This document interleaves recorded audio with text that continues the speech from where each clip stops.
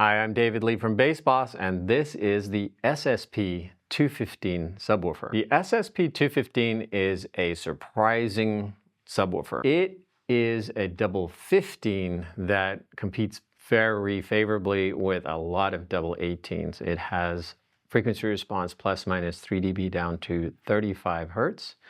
And given that it is a double 15, it is very articulate, very musical, and very detailed. Great impact. It is only 17¼ inches high, so it will fit underneath stages that a bigger double 18 won't fit under. It'll go in ceilings, and in this orientation standing up, it will fit in corners, next to columns, things like that. That makes this a great box to hide in places where a bigger subwoofer really wouldn't fit. But you don't give up performance. Box will do 133 dB. It has 5,000 watts of amplification in it. It has dual 4-inch voice coil 15-inch woofers with neodymium motors. And it's got this big free-flowing port that allows it to have great low-end extension without any of the noise associated with pushing air through a grill. It weighs 180 pounds. It is 4 feet in this aspect, and it is 29½ inches deep. It has 4 feet on the large dimension side and corresponding recesses on the opposite side so that they can be stacked, so they can be transported on a cart. They are compatible with the SSP218 carts. So these can be transported with the SSP218s. In other words, you could put SSP218, SSP215 on the same cart, or you can stack numbers of these on a cart. Being that they are low profile, you can get a cardioid stack of a forward, backward, forward set. You could put 3 high on a cart and still be below the stage height of many performing venues. Great for kick drum, great for live music, very articulate for bass guitar, and great to hide in places where you couldn't put a lot of bigger subs. It comes with fly points, so it has fly points on all 4 corners. In other words, there's 16 fly points, M10, and so you can fly it vertically like this, you can fly it horizontally, and you can hide it between ceiling rafters, things like that. So very stealthy little subwoofer, but again, a really surprising box because it hits hard and it goes nice and low, and you give up virtually nothing. You might give up a couple of hertz at the very bottom end of the frequency response to a double 18, but most of the time nobody's going to notice because so much of that content doesn't really extend that low, particularly with live music. It's a really articulate double 15 subwoofer that doesn't compromise the low end to be able to fit into places that you can't put bigger boxes. So the SSP215 is a subwoofer. It is extraordinarily capable and versatile, and you're going to need the top to go with it. So which tops are best to use with it? Realistically, of course, any of them will work. The nice thing about this box being tall and thin like it is in this aspect is that you can put one of our 212s, which is 14½ inches wide, or one of our 312s on top of it, which is just over 15 inches wide, I believe. And it makes for a nice column looking or tower system, which has a lot of high output, low frequency capability added to those boxes in a really narrow profile. This box is kind of interesting in terms of subwoofer combos because it's got such a broad spectrum capability and it's so articulate that you're not really missing much. You can combine this box with, say, a ZV-28, but the form factors are so different that where you really want the SSP215, you're not always going to be able to put a ZV-28 to get that low-end extension. The articulation and the impact that this box gives at the upper end of the response doesn't really lead you to need a box like a VS21 or any of the other boxes that we have. So as a standalone box, this thing is really great. I mean, it does so much on its own, and it's a sleeper because a lot of folks don't really realize how capable this box is. Everybody thinks they need an 18. but you really can win with this 15 because it is smaller, it is lighter, and it sounds fantastic.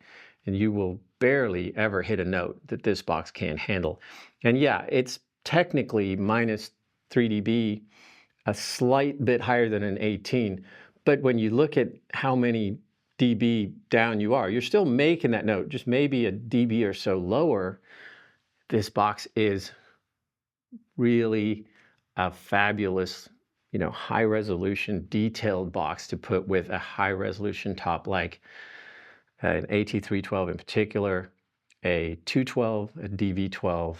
And if you're looking for something that's super stealthy, you can put this box in as your sub and a diamond or a CCM, and you can have a virtually invisible system in a room that can absolutely rock. So this is a sleeper sub that if you need to just blow people's minds without them being able to see where the sound is coming from, this box can really do the job. Now, in order to not compromise the stealthy nature of this box and being able to put it into really tight spaces, the feet are deeply recessed into the cabinet, and so they only protrude about 1/4 of an inch, that way allowing it to protect the cabinet while you're sliding it underneath the stage, meaning that it'll fit under 18 inches of clear space. So if you have only 18 inches, this box will go in there with the feet on it. If you take the feet off, you can actually get it in under 17.5 inches. The downside to that is that you're going to have a little less